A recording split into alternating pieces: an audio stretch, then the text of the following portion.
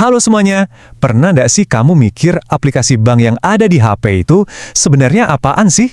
Bank digital atau mobile banking? Kelihatannya kan sama aja ya, tapi percaya deh keduanya ini beda banget. Yuk kita kupas tuntas bedanya apa? Nah, ini nih pertanyaan jebakan. Kalau kita pakai aplikasi bank, otomatis itu bank digital dong, iya kan? Eits, tunggu dulu. Jawabannya belum tentu. Anggapan ini tuh salah kaprah paling umum di dunia perbankan zaman sekarang. Sini saya kasih tahu kenapa.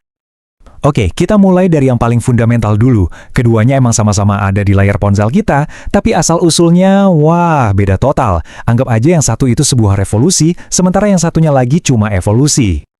Nah, ini dia beda utamanya. Coba bayangin deh, bank digital itu kayak bank yang lahir di era internet, 100% dibangun di atas teknologi.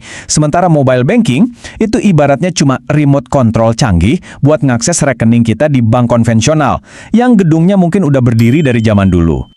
Jadi, kata kuncinya cuma dua, fondasi lawan fitur. Bank digital itu teknologinya jadi fondasi, kayak membangun rumah pinter dari awal. Sedangkan mobile banking itu cuma nambahin fitur, kayak pasang pintu otomatis canggih di rumah yang udah lama jadi. Sama-sama keren, tapi dasarnya jauh beda. Sekarang, yuk kita ngintip sedikit ke dapur masing-masing. Gimana sih perbedaan fondasi tadi benar-benar mengubah cara kerja mereka? Nah, disinilah perbedaannya jadi kelihatan jelas banget. Coba lihat tabel ini, bank digital itu hampir nggak punya atau bahkan nggak punya sama sekali kantor cabang. Artinya apa? Biaya operasional mereka jadi rendah banget.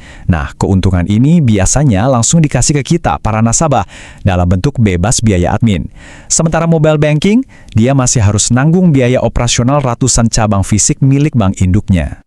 Mau contoh yang paling gampang? Buka rekening. Di bank digital, kamu tinggal selfie, video call buat verifikasi data, atau yang biasa disebut eKYC, dan kling, rekening kamu jadi dalam hitungan menit sambil rebahan di sofa. Bandingin sama bank biasa, yang kadang kita masih harus datang ke cabang, ambil nomor antrian, ini bedanya antara hitungan menit dan hitungan hari. Soal teknologi juga beda banget ceritanya. Bank digital itu DNA-nya emang teknologi. AI buat analisis, biometrik sidik jari buat login, itu semua udah jadi intinya. Kalau mobile banking, teknologinya itu lebih kayak lapisan cat baru yang ditempel di atas sistem inti bank yang mungkin umurnya udah puluhan tahun. Oke. Itu tadi kan bagian teknisnya. Tapi yang paling penting, terus ngaruhnya apa buat kita sebagai nasabah?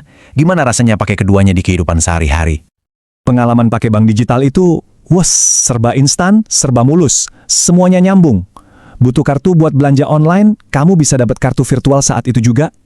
Mau lihat pengeluaran bulan ini, datanya langsung muncul, real time. Pokoknya semuanya dirancang untuk kecepatan dan kemudahan. Mobile banking jelas nyaman banget, nggak bisa dipungkiri.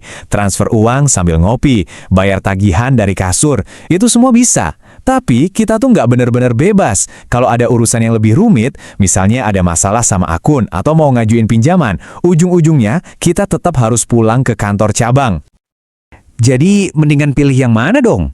Nah, jawabannya tergantung banget sama kebutuhan kamu. Dua-duanya punya plus minus. Yuk kita timbang-timbang bareng. Ini nih intinya, bank digital itu juara soal efisiensi. Cepat, murah, dan bunganya seringkali lebih oke.